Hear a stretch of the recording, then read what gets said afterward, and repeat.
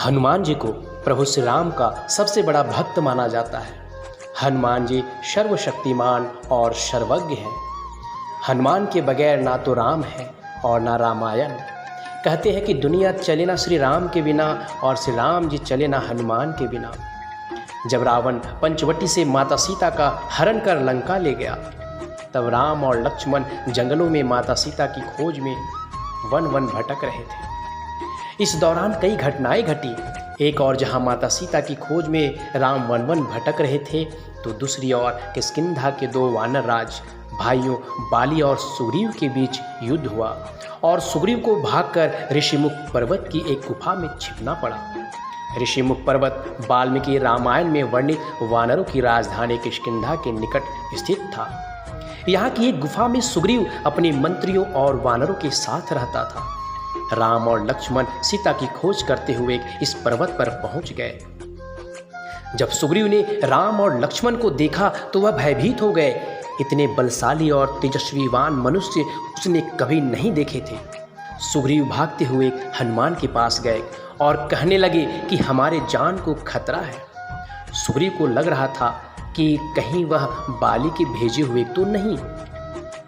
सुग्रीव ने हनुमान जी से कहा कि तुम ब्रह्मचारी का रूप धारण करके उनके समक्ष जाओ और उनके हृदय की बात जानकर मुझे इशारे से बताओ। यदि वे सुग्रीव के भेजे हुए हैं तो मैं तुरंत ही यहाँ से कहीं और भाग जाऊँगा।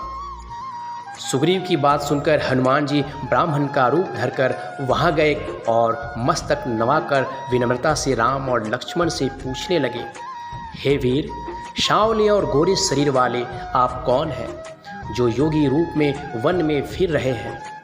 हे स्वामी, कठोर भूमि पर कोमल चरणों से चलने वाले आप किस कारण वन में विचर रहे हैं? हनुमान ने आगे कहा, मन को हरण करने वाले आपके सुंदर कोमल अंग हैं और आप वन की दुहस धूप और वायु को सह रहे हैं। क्या आप ब्रह्मा, विष्णु, महेश इन तीनों देवताओं में से कोई है या आप दोनों नर और नारायण हैं? श्री रामचंद्र जी ने कहा, हम कौशल राज दशरथ जी के पुत्र हैं और अपने पिता का वचन मानकर वन आए हैं। तब लक्ष्मण जी ने कहा, ये मेरे बड़े भैया राम और मैं लक्ष्मण हूँ।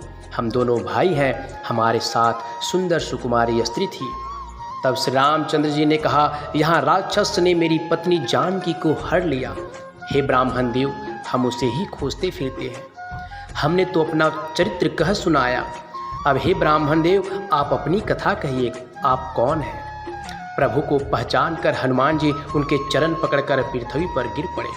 उन्होंने साष्टांग दंडवत व प्रणाम कर स्तुति की। अपने नाथ को पहचान लेने से हृदय में हर्ष हो रहा है। फिर हनुमान जी ने कहा, हे स्वामी, मैंने जो पूछा वह मेरा पूछना तो न्याय था। वर्षों के बाद आपको देखा, वह भी तपस्वी के भेष में, और मेरी वानरी बुद्धि, इससे मैं आपको पहचान ना सका।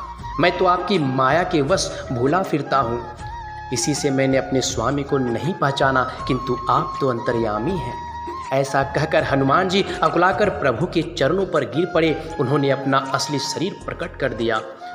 उनके हृदय में प्रेम छा गया।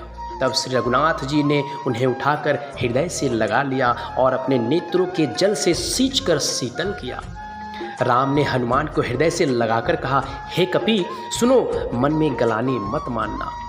तुम मुझे लक्ष्मण से भी दुने प्रिय हो। सब कोई मुझे समदर्शी कहते हैं, पर मुझको सेवक प्रिय है, क्योंकि मुझे छोड़कर उनको कोई दूसरा सहारा नहीं होता। बोलो जय श्री राम।